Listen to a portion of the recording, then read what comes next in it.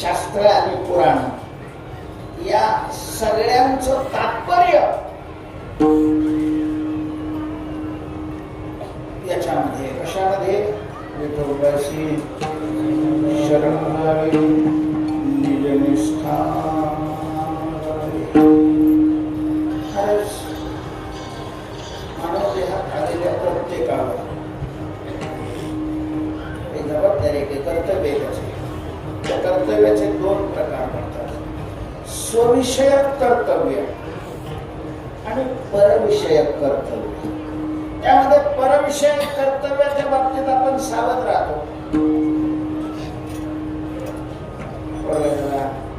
त्याला शाळेत शिक्षण घेणं, त्याला नोकरी लावणं, त्याच्या घर बांधणं, मुलगी आली तिलाही शिकवणं, तिचं लग्न वगैरे करणं, परविषयक कर्तव्य. पण त्याच्याच बरोबर स्वविषयक काही कर्तव्य. आणि स्वविषयक कर्तव्यामध्ये हे नाही सांगत की आपल्या नावावर काही फिक्स टाका, पोरांनी सांभाळून काही नाही सांभाळू, हे परविषयकच आहे. कारण शरीर स्व नाही, शरीर पर आहे. आपण शरीरात आहोत, शरीर नाही. सावधान. एवढं जरी आपल्याला लक्षात आलं, पटलं आणि आपण ते स्वीकारलं, अरे तिथं 10 दिवस एवढा खर्च केल्याचं सार्थक झालं. आणि एवढंही आपण जर घेतलं नसेल,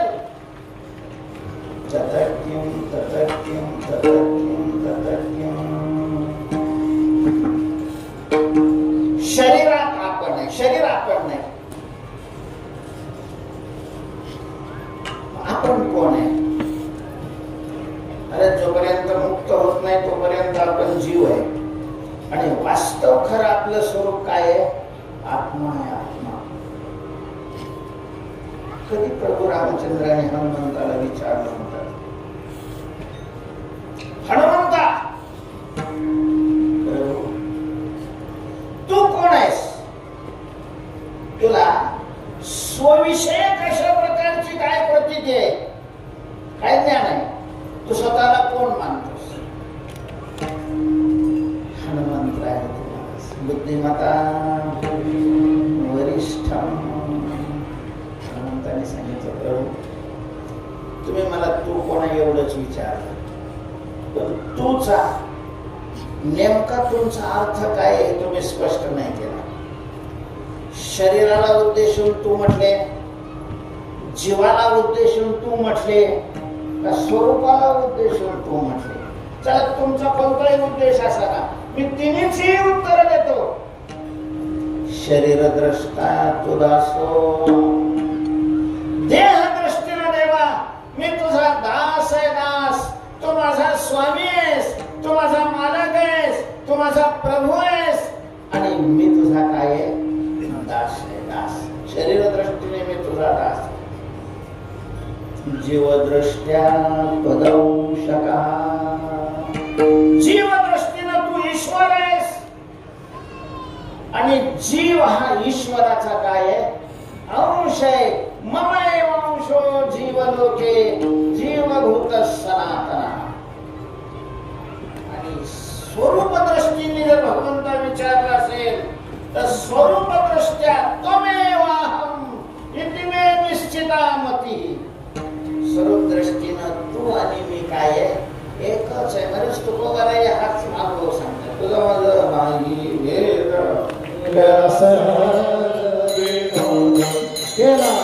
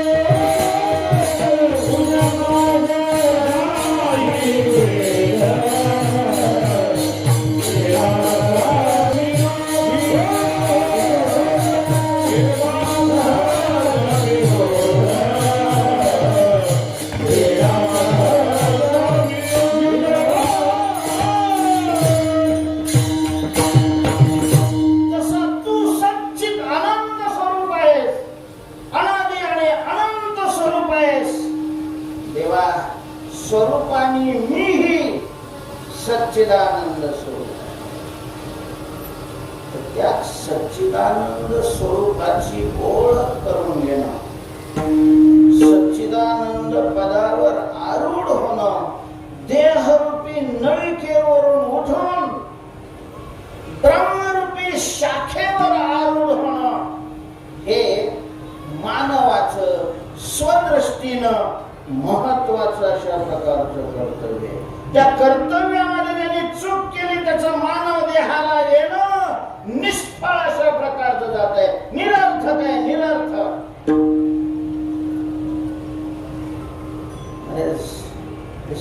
कर्तव्य न करणाऱ्या माणसापेक्षा गाढवं, डुकरं, मांजर, साप, विंचू करोडोपटीने श्रेष्ठ आहे. कारण त्या जन्मामध्ये त्यांनी स्वतःच कर्म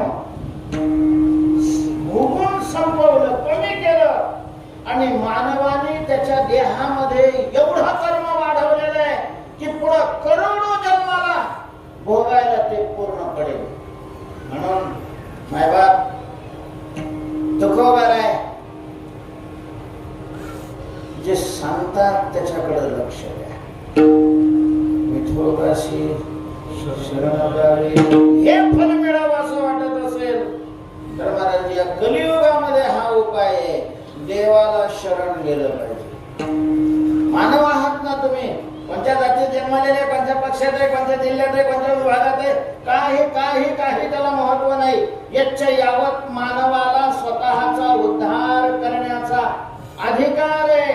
उद्धारेत आत्मनात्मानं, आणि तो उद्धार करायचा असेल तर पांडुरंगाला शरण जावं लागेल. तमेव शरणं गच्छ सर्व भावेन भारत तत् प्रसादात् परां शांतिं स्थानं शाश्वती. आम्ही शरण गेलेलो बाबा, माळ गळ्यात घातली नाही का? माळ गळ्यात घातली म्हणजे शरण गेला असं नाही.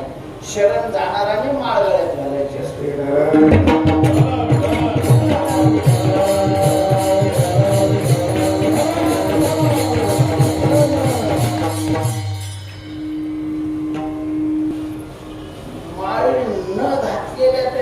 माळ घालणाऱ्यावर विशेष जबाबदारी. अजून मंगळसूत्रच घातलेलं नाही, तिच्यापेक्षा तिनं मंगळसूत्र घातलेलं आहे, तिच्यावर विशेष जबाबदारी आहे. तसं माळ घातलेले विरोधाने म्हणत असतो, विरोध आहे तो. माळ घालायची तर नीट घालायला पाहिजे. अर्थात त्याचे नियम, त्या माळ घालण्याच्या पाठीमागचा भाव, तो भाव समजून घेऊन माळ घातली गेली पाहिजे. पूर्वी असं म्हणत होते, एखादी वस्तू जर कोणाला दान द्यायची असेल, समर्पण करायचं असेल, आपलं त्याच्यावरचं सत्व काढून टाकायचं असेल तर माणसं म्हणायची आम्ही त्याच्यावर तुळशी पत्र ठेवलं. अर्थात ज्याच्यावर तुळशी पत्र ठेवलेलं आहे आता त्याचा आमचा संबंध राहिलेला नाही. ज्याच्या नावाने ते तुळशी पत्र ठेवलेलं आहे ते त्याचं झालेलं आहे. तुळशी पत्रामध्ये तुळशीचं पान, तर मग पान काय आहे ते वाळून जाऊन किंवा चुरगळून जाईल म्हणून तुळशी पत्रापेक्षा तुळशी लाकडं ठेवली. गळ्यात माळ घातली म्हणजे त्याने देहावर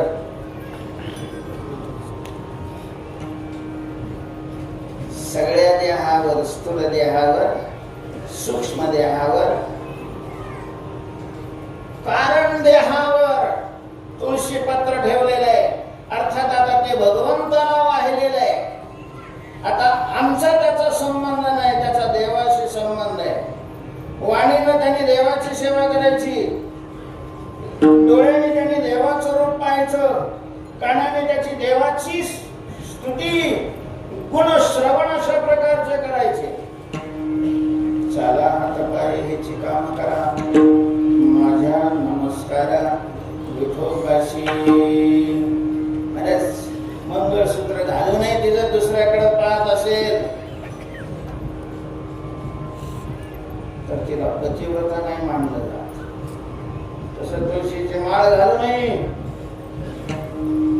तर सगळं शरीर देवाच्या सेवेत अशा प्रकारचं व्यतीत करत नसेल तर ते दोन सारखेच आहे.